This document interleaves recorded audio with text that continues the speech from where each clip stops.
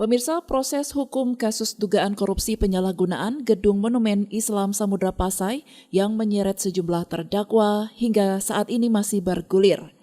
Tim Majelis Hakim Pengadilan Tindak Pidana Korupsi Banda Aceh menggelar sidang di lokasi Monumen Islam Samudra Pasai, Kampung Berigen, Kecamatan Samudra, Kabupaten Aceh Utara, dengan agenda cek konstruksi dan volume yang menjadi pangkal persoalan penyelewengan anggaran pembangunan monumen tersebut tahun anggaran 2012 hingga 2017 pada Selasa 29 Agustus 2023. Kepala Kejaksaan Negeri Aceh Utara, Diah Ayu HL Iswari Akbari, selaku Ketua Tim Jaksa Penuntut Umum, secara langsung mendampingi pelaksanaan kegiatan sidang pemeriksaan setempat yang dipimpin oleh Ketua Majelis Hakim R. Hendral.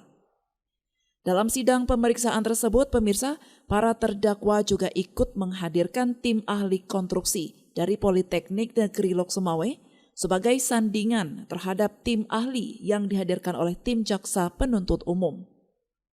Kajari Aceh Utara mengatakan ada 3 master plan yang dihadirkan oleh pihak terdakwa dan di situ terlihat adanya pengurangan volume bangunan.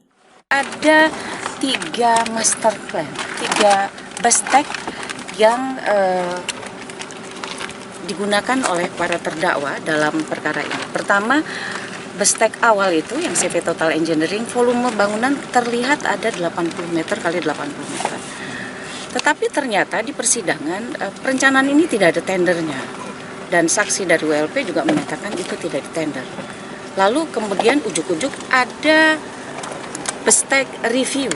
Di review desain master plan itu kita melihat tadi terjadi perubahan volume bangunan menjadi 40 kali 40. Lalu kemudian ada gambar arsitektur, potongan-potongan di gambar yang tidak dikerjakan seperti kubah tipe 2. Nah, di situ seharusnya kubah berikut yang dengan menempel ada 12, tetapi yang ada hanya 8. Nah, kita duga tidak bisa dikerjakan karena mereka mengurangi volume, jadi tidak ada space untuk mengerjakan kubah tipe 2 itu. Itu seharusnya ada di antara tangga sama kubah yang besar. Nah, di situ karena ada pengecilan volume bangunan, seharusnya ada 8 ruang museum. Dirinya menambahkan sidang pemeriksaan setempat tersebut dilakukan dalam rangka untuk menemukan alat bukti yang sesuai dengan keterangan saksi, saksi ahli, bukti surat hasil pengukuran atau bukti keyakinan hakim yang telah memeriksa langsung di lapangan. Sementara itu, Zainil Jalil selaku kuasa hukum terdakwa belum sempat dikonfirmasi media ini. Namun dalam pers rilisnya mengatakan kegagalan konstruksi seperti yang disampaikan oleh tim ahli kejaksaan tidak mampu dibuktikan di lapangan. Buktinya, hingga saat ini bangunan Monumen Samudra Pasai masih berdiri kokoh.